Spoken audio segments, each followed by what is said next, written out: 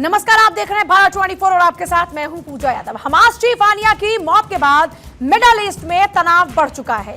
Media reports के मुताबिक कल हिजबुल्ला इजराइल पर बड़े अटैक कर सकता है और इन सब के बीच में बाइडेन और नेतन्याहू की टेलीफोनिक कन्वर्सेशन हुई। इस दौरान में नेतन्याहू से बाइडेन चिढ़ गए हैं। बाइडेन ने नेतन्याहू से हानिया की मौत को लेकर सवाल किया और फिर मेरे साथ बकवास मत करो कहकर फोन रख दिया। अब सवाल यह कि जो अमेरिका खुलकर इजराइल का सपोर्ट कर रहा है वो टेलीफोनिक कन्वर्सेशन में चिढ़ क्यों रहा है? आखिर इजराइल के कदम से बाइडेन असहज क्यों हैं? क्या मिडिल ईस्ट के तनाव का अमेरिका के चुनाव पर असर पड़ेगा? आज इसी पर हम बात करने वाले हैं और हमारे साथ में गेस्ट पैनल भी मौजूद है जिनके साथ में हम चर्चा करेंगे। लेकिन इससे पहले एक और बड़ी खबर आपको बताते हैं। ईरान की घटना पर नेतन्याहू से बाइडेन चिढ़ गए हैं। बाइडेन ने नेतन्याहू से फोन पर बातचीत की और बाइडेन ने हानिया की मौत पर सवाल खड़े किए। टेलीफोनिक जो कन्वर्सेशन था उसमें बाइडेन ने कहा कि आप मुझसे बकवास मत कीजिए। कई सवाल इस बात पर उठ खड़े हुए हैं कि जो अमेरिका पूरा सपोर्ट दे रहा था वो अमेरिका आज इस तरह की बात क्यों कर रहा है? क्यों कहते हैं इधर बाइडेन कि आप मुझसे बकवास मत करो? हालांकि अभी पिछले ही आपको अगर बात याद हो तो वहां अमेरिका ने अपनी जो सैन्य ताकत है उसका सहारा दिया था इजराइल को। लेकिन अचानक से ये क्या हो गया कि टेलीफोनिक कन्वर्सेशन में बाइडेन ये कहते नजर आते हैं कि मुझसे बकवास मत करो। और चलिए, मेरे साथ में इस वक्त खास मेहमानों का एक पैनल है। ग्रुप कैप्टन है रिटायर्ड यूके देवनाथ, रक्षा विशेषज्ञ हैं। मौसमी सचदेव हमारे साथ में विदेश मामलों की जानकार इस वक्त हैं। दोनों का एक बार स्वागत है। और यूके देवनाथ जी, आपके साथ शुरुआत करते हुए, एक तरफ अपनी सैन्य ताकत का सहारा देना और दूसरी तरफ बाइडेन का ये कहना कि मुझसे बकवास मत करो, आप इसे कैसे देख रहे हैं? एक तरफ अमेरिका का पूरा साथ था इजराइल को और अब दूसरी तरफ बाइडेन का ये टेलीफोनिक कन्वर्सेशन, ये सब क्यों, कैसे? ये समझना पड़ेगा कि अमेरिका हमेशा इजराइल के साथ रहा है, अभी भी है और भविष्य में भी अमेरिका मजबूती के साथ इजराइल के साथ रहेगा। हाँ, जो बाइडेन थोड़ा सा नाराज जरूर हैं क्योंकि इस युद्ध के शुरुआत से ही जो बाइडेन लगातार नेतन्याहू को समझाने की कोशिश करते रहे हैं कि गजा में सिविलियंस के ऊपर जो बमबारी है उसको कम करें, जो कोलैटरल डैमेज है उसको कम करें और जहां तक हो सके विश्व के दूसरे देशों को, मुस्लिम देशों को, अरब देशों को नेतन्याहू अपनी कोशिश से अपने साइड में कर लें। ऐसा करने से नेतन्याहू ने मना कर दिया। जो बाइडेन के ऊपर बहुत बड़ा प्रेशर इसलिए भी है, वो अभी तक डेमोक्रेटिक पार्टी के नुमाइंदे थे प्रेसिडेंशियल इलेक्शन के लिए और डेमोक्रेट्स को लगा कि जो बाइडेन इतने कमजोर हैं कि नेतन्याहू को काबू में नहीं कर पा रहे हैं, इसीलिए उन्होंने बार बार नेतन्याहू को कंट्रोल करने की कोशिश की। अब देखिए किस तरह से जो बाइडेन को हटाकर कमला हैरिस सामने आ गई हैं। इससे जो बाइडेन को लग रहा है कि शायद अमेरिका की राजनीतिक पटल में उनकी जो छवि है वो धूमिल हो गई है। तो उन्होंने कल रात को जो नेतन्याहू को छोटी सी डांट लगाई, ये शायद उसी का नतीजा है। लेकिन इससे आप यकीन मानिए कि जहां तक अमेरिकन कांग्रेस है, पेंटागन है, व्हाइट हाउस है और बाकी जो अमेरिकन एडमिनिस्ट्रेशन है वो अभी भी इजराइल के साथ कि बाइडेन की यह जुबान जो है वो पॉलिटिकल प्रेशर के कारण है, पॉलिटिकल प्रेशर के कारण से थोड़ा असहज महसूस कर रहे हैं इस वक्त। बाइडेन के ऊपर बहुत बड़ा पॉलिटिकल प्रेशर इसलिए है कि उनके अपने पार्टी के ही जो सपोर्टर्स हैं वही ब्लेम कर रहे हैं उनको कि उनकी जो पार्टी है वो इसलिए कमजोर नजर आ रही है क्योंकि वो इजराइल के प्रधानमंत्री नेतन्याहू पर काबू नहीं रख पाए। सबसे बड़ी बात डेमोक्रेट्स को ये लग रहा है कि ट्रंप ने आके इस मामले को और ज्यादा उछाल दिया, ऐसा कहकर कि अगर वो राष्ट्रपति बनते हैं, अगर वो होते राष्ट्रपति ट्रंप, तो वो 5 मिनट में एक टेलीफोन कॉल से ही इस युद्ध को बंद करा देते। इससे अमेरिका में जो वोटर्स हैं, जो फेंस सिटर्स हैं, उनको लग रहा है कि शायद ट्रंप का व्यक्तित्व तो ज्यादा मजबूत है, शायद ट्रंप की पर्सनालिटी ऐसी है कि आने वाले समय में वो पश्चिम एशिया के जो मामले हैं उनको ज्यादा अच्छी तरह कंट्रोल कर पाएंगे। इससे डेमोक्रेटिक खेमे में खलबली मच गई है और तुरंत उन्होंने सबसे पहली कार्रवाई तो ये की कि जो बाइडेन को डायरेक्टली इनडायरेक्टली हिंट देके वहां से हटा दिया। जो बाइडेन ने खुद ही डिक्लेयर किया फाइनली कि मैं ही हट जाता हूं। कमला हैरिस सामने आई हैं, और कमला हैरिस को लगता है अभी फिलहाल कि अच्छा समर्थन मिल रहा है। एक स्विंग वोटर्स जो हैं वो शायद अब कमला हैरिस की तरफ झुकने लगे हैं। तो ये पॉलिटिकल कंपल्शंस बहुत ज्यादा आ रही हैं अभी जो बाइडेन के ऊपर कि अगले कुछ महीनों में नवंबर में इलेक्शन होंगे, तब तक वो कमला हैरिस के ठीक है जीतने के चांसेस को स्पॉइल ना कर दें। मौसमी जी, पर सवाल यहां पर है कि जब बाइडेन को क्लियर है कि अभी उनका पॉलिटिकल करियर कहां पर है, तो यहां पर एक फ्रीडम है कि मैं जिस तरीके से काम करना चाहता हूं या जो हमने तय किया था उसको अंजाम दिया जा सकता है, तो फिर ये असहजता अब क्यों? देखिए, जैसे सर ने कहा, it is a political pressure तो फील, बिकॉज अभी उन्होंने जो एक कदम लिया है, ऑल्दो ये रिस्क है कि उन्होंने कमला हैरिस को आगे बढ़ाया है, ये रिस्क है, बट उनके लिए और ऑप्शन ही नहीं था। ये एक सेफ और वाइज ऑप्शन है। तो कहीं ना कहीं ही इज डिस्टर्ब्ड कि उनका पूरा जो ये पॉलिटिकल करियर है और उनका जो रूल है ये डिस्टर्ब हो जाएगा, क्योंकि अभी कमला हैरिस को as a weak candidate may be दर्शाया जा रहा है या लिया जा रहा है, बट हम लोग उनको वीक फिर भी हम नहीं अब कह सकते हैं, बिकॉज अगर आप, अब सर ने बोला है जैसे स्विंग स्टेट्स में आप, बैटल ग्राउंड स्टेट्स में आप देखो, आप उन्होंने मिशिगन, अरिज़ोना, विस्कॉन्सिन सब में आप लीड किया है, बट कहीं ना कहीं ये डोनाल्ड ट्रंप जो है वो अमेरिका के लोगों के माइंडसेट के साथ खेल रहे हैं, बिकॉज उन्होंने बोला है कि एक ही कॉल में हम इसको सॉर्ट आउट करेंगे। और कमला हैरिस का अगर आप पास्ट देखोगे, कहीं ना कहीं उनका एक वीक पॉइंट था, उनको एक टास्क दिया था क्रॉस बॉर्डर इशू टेंशन को लेके, तो वहां पे she had failed to sort this issue. और पीछे भी उनके अगर स्पीच और इंटरव्यूज वगैरह देखा जाए तो कहीं ना कहीं थोड़ा सा ग्लिच था, जिसके कारण शी इज टेकन, लग रहा है कि डेमोक्रेट्स ने एक रिस्क लिया है, बट ये पूरा एंटायर अगर आप सिनारियो देखिए, पोल रिजल्ट देखिए, ये पूरा प्रेडिक्ट नहीं करेंगे, बिकॉज 2016 का रिजल्ट भी देखिए, जहां पे लीड हिलेरी क्लिंटन कर रहे थे, जीता डोनाल्ड ट्रंप ने। तो ये एक पूरा डिस्टर्बेंस हो रहा है, जहां पे बाइडेन डिस्टर्ब हो रहा है, क्योंकि डेफिनेटली उनका चेयर गया है and he is not sure कि कमला हैरिस जीतेगी कि नहीं। अब हमें देखना है कि डोनाल्ड ट्रंप का क्या गेम प्लान है। वो काफी वीडियोस इशू कर रहे हैं, इंटरव्यूज इशू कर रहे हैं, वो कह रहे हैं कि मैं इस वॉर को खत्म कर सकता हूँ, बंद कर सकता हूँ। He is blaming Biden, Democrats. तो ये पूरा एक डोनाल्ड ट्रंप का फर्दर गेम हमें देखना चाहिए। वो he is playing with the mindset of ये बयानबाजी के लिए और पॉलिटिकली लिहाज से देखा जाए तो ये एक बात हो सकती है, लेकिन जैसा यूके सर ने कहा कि अमेरिका इजराइल के साथ रहा है, तो डोनाल्ड ट्रंप इस लाइन को तो क्रॉस नहीं कर सकते है ना, ये इस लाइन से दूसरी लाइन में तो एंटर नहीं कर सकते है ना, लाइन को क्रॉस नहीं कर सकते हैं, बट अमेरिका के लोगों के माइंडसेट के साथ तो खेल सकते हैं। हाँ, और ये जो प्रेशर है, ये माइंडसेट के साथ जो खेल रहे हैं, वही प्रेशर बाइडेन फील कर रहा है, बिकॉज कहीं ना कहीं हम देख रहे हैं कि he is mentally, he is not, Biden is not able to take in things. ये प्रेशर है जो इंस्टेंटली उन्होंने रिएक्ट किया है, बट पास्ट से अभी तक अमेरिका इजराइल के साथ है और होंगे। अच्छा यूके सर, लेकिन एक पॉइंट, ईरान तो ये कह रहा है कि जब हमला हुआ, उस हानिया के ऊपर हमले की बात हो या फिर ये जो अभी और हमले हो रहे हैं इसकी बात हो, वो कह रहा है कि साहब बाइडेन के साथ में आपका लगातार कॉन्वर्सेशन होता रहा। ये तो ईरान का पूरा दावा है ना, वो कह रहा है कि ये कॉन्वर्सेशन हुआ पहले बाइडेन के साथ में और उसके बाद ये अटैक हुआ। तो कहीं ऐसे तो नहीं कि वहां पर वो जो एक इमेज क्रिएट हो रही है उसको थोड़ा सा और साफ करने की कोशिश है कि साहब जो आपको लग रहा है वैसा नहीं है, हम इसके खिलाफ हैं? जी हाँ, जो बाइडेन लगातार ये दिखाने की कोशिश करते रहे हैं कि वो बहुत मजबूती से इजराइल के साथ खड़े हैं।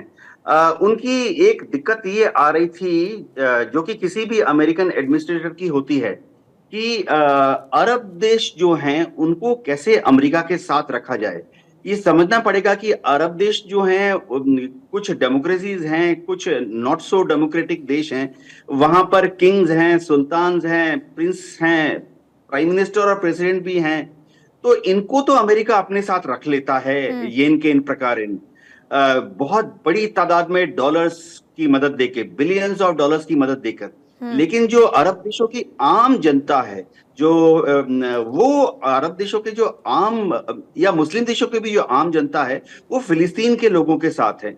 उनको लगता है कि अमेरिका शायद इजराइल को मदद करके फिलिस्तीन के लोगों को जेनोसाइड की तरफ ले जा रहा है, उनको खत्म कर रहा है। तो जो बाइडेन को बीच बीच में थोड़ा डबल प्ले करना पड़ा, क्योंकि इजराइल को तो साथ में रखना ही पड़ेगा, लेकिन अमेरिकन एडमिनिस्ट्रेशन को यह भी डर रहता है कि जैसे अरब स्प्रिंग हुआ था, ऐसा ना हो जाए कि अरब कंट्रीज की जो आम जनता है वो अपने अपने प्रिंस, अपने किंग के खिलाफ खड़े हो जाए और अपनी अपनी सत्ता को टॉपल कर दे। तो बीच बीच में उन्हें एक दो स्टेटमेंट ऐसे देने पड़े जो कि फिलिस्तीन के लोगों के समर्थन में थे, जैसे कि अमेरिकन एडमिनिस्ट्रेशन बार बार बोलता रहा। ऐसा ना लगे कि वो एकदम इनह्यूमन हो गए हैं, इसलिए उस ह्यूमैनिटी को दिखाने के लिए आप कह रहे हैं कि बाइडेन को ये टेलीफोनिक कन्वर्सेशन पर ऐसी बातें बोलनी पड़ रही हैं कि ये जो लगातार कार्रवाई हो रही है इसमें हमारा हाथ नहीं है, हमारा साथ नहीं है, हम तो इसके खिलाफ हैं।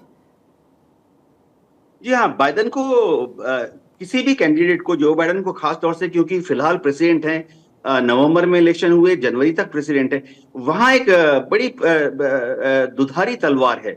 एक तरफ जूइश लॉबी बहुत ही स्ट्रांग है, वो डेमोक्रेट्स का और रिपब्लिक्स का बड़ा स्ट्रांग फंडिंग करती है, वोट भी है देते हैं उस तरह से।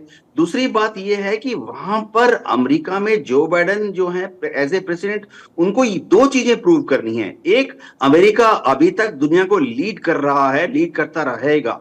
ट्रंप ने बार बार अपने अपने इलेक्शन प्रोपेगेंडा में ये दिखाने की कोशिश की कि जो बाइडेन कमजोर हैं, जो बाइडेन के नेतृत्व में अमेरिका की पोजीशन दुनिया में कमजोर हो गई, और तो और यूक्रेन में भी अमेरिका ने सही तरीके से यूक्रेन को हेल्प नहीं किया, रूस अंदर चला आया। तो इमेज प्रोजेक्शन बहुत इंपॉर्टेंट है अमेरिकन पॉलिटिक्स में, किसी भी देश में होता है, अमेरिका में ज्यादा है। लेकिन कमला हैरिस जो है वो अपनी सॉफ्ट पावर पे ज्यादा यकीन कर रही हैं। कमला हैरिस का जो सपोर्ट बेस है वो शायद नॉन वाइट्स में थोड़ा ज्यादा है, जो इमिग्रेंट्स हैं उनमें थोड़ा ज्यादा है। हमें भूलना नहीं चाहिए कि लैटिन अमेरिका के देशों से और अफ्रीका से भी काफी बड़ी तादाद में लोग लीगली या इलीगली अमेरिका में जाने की कोशिश करते हैं। तो कमला हैरिस को एक बड़ा फायदा हो गया है कि थोड़ा ब्लैक वाली छवि है, थोड़ा साउथ ईस्ट एशियन यानी इंडियन वाली छवि है, महिला है। तो अभी जो बाइडेन बहुत कोशिश कर रहे हैं कि ट्रंप को कैसे बैकफुट पर रखा जाए, और तो और उनके यहाँ जो प्रेसिडेंशियल डिबेट्स होती हैं, चाहे वो फॉक्स न्यूज पर हो या एबीसी न्यूज पर हो, उनमें अब देखा जाएगा कि किस तरह से ज्यादा संख्या में लोग उनको देखते हैं। झुकाव फिलहाल ये लग रहा है कि कुछ लोग ट्रंप कैंप को छोड़कर आस्ते आस्ते कमला हैरिस की तरफ झुक रहे हैं। जी, ये एक वजह हो सकती है। पर मौसमी सचदेव जी, अगर आप आगे देखते हैं तो हमने देखा कि हिजबुल्लाह का चीफ ढेर, उधर हमास का चीफ ढेर, बैरूत पर हमले की तैयारी। तो इस दिशा में अभी मिडल ईस्ट में जो तनाव बना हुआ है, इसको आप कैसे देख रही हैं? क्या कोई गुंजाइश है कि सिचुएशन अंडर कंट्रोल हो सकती है? क्योंकि जिस तरीके से लगातार इजराइल की तरफ से हमले पर हमले हो रहे हैं, उधर से जवाबी हमले हो रहे हैं, मिडिल ईस्ट में तनाव बढ़ता जा रहा है, फिर इन दोनों कमांडर का ढेर हो जाना कहीं ना कहीं आप देखिए ये इग्नाइट हो गया है शायद with the killings of these leaders. कहीं ना कहीं ये फायर और इग्नाइट हो गया है, बिकॉज हमें देखिए टेररिस्ट ग्रुप, एक लीडर अगर एक लीडर को मारा जाता है, दूसरा लीडर पैदा हो जाता है। It's not a dare without a leader now, ठीक है। तो कहीं ना कहीं ये फायर इग्नाइट हो गया है और शायद सिचुएशन खराब भी हो सके। But again US election is important thing to note. और कैसे मिडिल ईस्ट में तो अभी खलबली मची गई है, ऑलरेडी डिस्टर्बेंस है, लेकिन हमें ये देखा जाएगा कि किस तरीके से फर्दर ये अगर कूल डाउन होगा तो कैसे कूल डाउन होगा कि नहीं होगा। क्योंकि अभी हमास ने तो बोल ही दिया है कि वी विल नॉट। जी चलिए, शायद संपर्क उनसे नहीं हो पा रहा है, कुछ टेक्निकल इशू है। यूके सर, आपके पास फिर से आते हुए, Hamas, Hezbollah, Iran, Israel, America सब अपने अपने पॉइंट पे अभी भी स्टैंड कर रहे हैं। सिर्फ बाइडेन के अगर टेलीफोनिक कन्वर्सेशन को छोड़ दिया जाए तो इसके अलावा जो एक्शन है, उस एक्शन में साफ तौर पर इजराइल का साथ नजर आता है। चाहे पावर सप्लाई करने की बात हो या फिर इक्विपमेंट सप्लाई करने की बात हो, चाहे समुद्र में अपना सपोर्ट देने की बात हो, हर लिहाज से अमेरिका को मालूम है कि इजराइल उसको चाहिए, क्योंकि इजराइल बहुत बड़ा जरिया है जिसके थ्रू वो पूरे पश्चिम एशिया को अपने इन्फ्लुएंस पे रख सकता है। अमेरिका को मालूम है कि आने वाले 50 या 70 साल तक पश्चिमी एशिया की जमीन के नीचे से जो कच्चा तेल निकलता है वो एक बहुत ही स्ट्रेटेजिक रिसोर्स है, और इस स्ट्रेटेजिक रिसोर्स पर कंट्रोल रखने के लिए अमेरिका को इजरायल की दरकार है। उसके बाद भी आप देख लें, पश्चिम एशिया हमेशा यूरोप और एशिया के बीच में व्यापार का माध्यम रहा है। इस तरफ भूमध्य सागर और लाल सागर के बीच में सुएज कैनाल है। तो 50 साल के बाद भी, 70 साल के बाद भी, जब कच्चा तेल भी खत्म हो जाएगा उसके बाद भी अमेरिका चाहेगा कि भूमध्य सागर पर, लाल सागर पर, सुएज कैनाल पर अमेरिकन इन्फ्लुएंस रहे, और इसके लिए इजरायल बहुत बड़ा जरिया है। इजरायल को तो हमारे फौजी भाषा में तो इजरायल को हम बोलते हैं कि इजरायल जो है अमेरिका के लिए एक अनसिंकेबल एयरक्राफ्ट कैरियर है। और तो और अब बढ़ते बढ़ते इजरायल का रोल तो इतना भी आ गया है कि वो ना सिर्फ लेबनान, सीरिया और इराक पर कंट्रोल रखने के लिए अमेरिका का एक टूल है, वरन उत्तर की तरफ, तुर्की की तरफ जो इन्फ्लुएंस करना चाहता है अमेरिका, उस पर भी, तुर्की एक नेटो कंट्री है, लेकिन तुर्की की जो इंटरनल इंस्टेबिलिटी है उस पर भी कंट्रोल रखने के लिए अमेरिका को इजरायल की दरकार है। तो अमेरिका हमेशा इजरायल के साथ मजबूती से खड़ा रहेगा, चाहे इजरायल किसी भी तरह की कार्रवाइयां या गुस्ताखियां करे। हाँ, थोड़ा सा अमेरिका परेशान है क्योंकि इजरायल की जो अभी पिछले 10 महीने की लड़ाई में 40,000 फिलिस्तीन मारे गए हैं, करीबन 90,000 फिलिस्तीनियों को बुरी तरह से इंजरी हुई है, उनके शरीर में क्षतिग्रस्त हो गए हैं। इससे इजरायल से ज्यादा दुनिया के जितने मानव अधिकारी संगठन हैं वो इजरायल से ज्यादा अमेरिका को जिम्मेवार मानते हैं। तो अमेरिका थोड़ा सा बैकफुट में है, जिससे कि जो बाइडेन को निकलना पड़ेगा। किसी भी अमेरिकन एडमिनिस्ट्रेशन को इस नेगेटिव इमेज से भविष्य में निकलने के लिए बहुत मशक्कत करनी पड़ेगी। जी, जाहिर तौर पर मशक्कत काफी ज्यादा करनी पड़ेगी, और सबसे बड़ी बात यह है कि अभी भी यह तनाव कहीं कम होता नजर नहीं आता। अब यहाँ पर मौसमी जी हैं क्या इस वक्त हमारे साथ में? जी शायद अभी नहीं है, चलिए उनके साथ दोबारा से संपर्क करेंगे। लेकिन सवाल अब यही है कि पहले ये हुआ कि हम इस पूरे मामले को शांत करेंगे, और जैसा आप भी जिक्र कर रहे, कमला हैरिस का झुकाव है कि वो थोड़ा सॉफ्ट रहकर इस मामले में डील करना चाहती हैं। तो क्या ये जब तक वहाँ इलेक्शन संपन्न नहीं होते इस मामले में राहत मिलती नजर नहीं आएगी? युद्ध में कहीं विराम नहीं होगा, या ये कहीं खत्म नहीं होने वाला है? क्या आपका क्या आकलन है? ये युद्ध तो एक दिन में ही खत्म हो सकता है। मिलिट्री तौर पर अगर देखा जाए तो इजराइल टेक्नोलॉजिकली बहुत एडवांस है, उनकी मिलिट्री इंडस्ट्रियल कॉम्प्लेक्स इजराइल की बहुत ही एडवांस है। उनको सिर्फ एक ही कमजोरी है कि उनकी कैपेसिटी कम है। इजराइल इस युद्ध में अगर 100 बॉम्ब्स हर रोज गिरा रहा है तो उसमें से इजराइल अपने बनाता है महज 40 बॉम्ब्स, बाकी 60 बॉम्ब्स हर रोज उसको अमेरिका दे रहा है। यही इक्वेशन मोरलेस टैंक के गोले, तोप के गोले और मिसाइल्स और रॉकेट्स के मामले में है। देखिए, इजराइल की बहुत बड़ी कमजोरी क्या है कि उनके पास अपना खनिज नहीं है। आपको अगर टैंक के गोले बनाने हैं, आपको अगर तोप के गोले बनाने हैं, तो उसके लिए पीतल की जरूरत पड़ती है, तांबे की जरूरत पड़ती है। इजराइल की जमीन के नीचे रेत के अलावा कुछ नहीं है। इसी तरह से अगर आपको हथियार बनाने हैं तो आपको उसके लिए टैंक बनाने हैं, बख्तरबंद गाड़ी बनानी है, उसके लिए आपको चाहिए लोहा, स्टील। इजराइल की जमीन के नीचे से सिर्फ रेत निकलती है। तो अमेरिका इस इजराइल की जो कमियां हैं, स्ट्रेटेजिक कमियां हैं, इनकी भरपाई करता है। तो इजराइल की जो मैं शब्द यूज ही कर लेता हूं, इजराइल की नकेल अमेरिका के हाथ में है, लेकिन अमेरिका उसको इस्तेमाल नहीं करना चाहता, फिलहाल इस्तेमाल करना नहीं चाहता। जी, इस्तेमाल नहीं करना चाहता है। लेकिन मौसमी जी, जो इजराइल के हालात हैं, और उधर हिजबुल्लाह भी लगातार अटैकिंग मोड में, ऐसा नहीं कि हिजबुल्लाह खामोश बैठा हुआ है, और बार बार जिस तरीके से भी हमला हुआ भी, उन्होंने कहा कि हम जवाबी कार्रवाई कर रहे हैं, उधर से फिर जवाबी कार्रवाई में फिर हमले हो रहे हैं, और अभी तो बैरूत में फिर तैयारी है, क्योंकि ये खबर यह है कि हिजबुल्लाह के लड़ाके वहाँ से भाग रहे हैं और जो अपने हथियार उनको भी शिफ्ट कर रहे हैं। तो ऐसी सिचुएशन में क्या आप मानकर चल रही हैं, कहीं पर लगता है कि मामला शांत हो सकता है? ना हिजबुल्लाह खामोश बैठने वाला है, ना हमास खामोश बैठने वाला है, और इजराइल तो है ही कि जब तक खत्म नहीं करेंगे हमास को, जब तक खत्म नहीं कर देंगे हिजबुल्लाह को, शांत नहीं बैठने वाले हैं। आवाज नहीं आ रही है आपकी। अभी आ रही है जी। मुझे नहीं लगता है कि ये तुरंत ये वॉर एंड की तरफ जा रहा है, बिकॉज अभी लीडर्स के एंड के साथ बहुत ही ये जो हिंसा है वो इग्नाइट हो गया है। एंड सबकी नजर अब यूएस इलेक्शन में है, क्योंकि सिचुएशन अभी यूएस आल्सो इज बिजी अपने इलेक्शंस में। हम अभी देख रहे हैं, और बाइडेन की नाराज होने का भी ये एक रीजन है, क्योंकि उनको लग रहा होगा शायद ये जो हमास के लीडर को उन्होंने मारा है, ये एक रॉन्ग टाइमिंग था इलेक्शन के वक्त।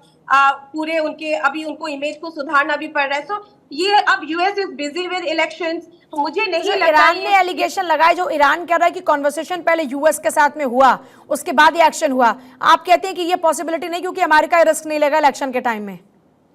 नहीं, अमेरिका अभी तो रिस्क नहीं लेंगे, क्योंकि ये एक बहुत ही क्रूशियल पीरियड है। आप देखिए, डेमोक्रेट्स ने ऐसा एक डिसीजन लिया है, बाइडेन स्टेप डाउन होके, जो सब लोग रिस्क कह रहे हैं आप कमला हैरिस को, इस वक्त मुझे नहीं लगता है कि अमेरिका अपनी इमेज को खराब करेंगे, क्योंकि अभी everybody is looking for power.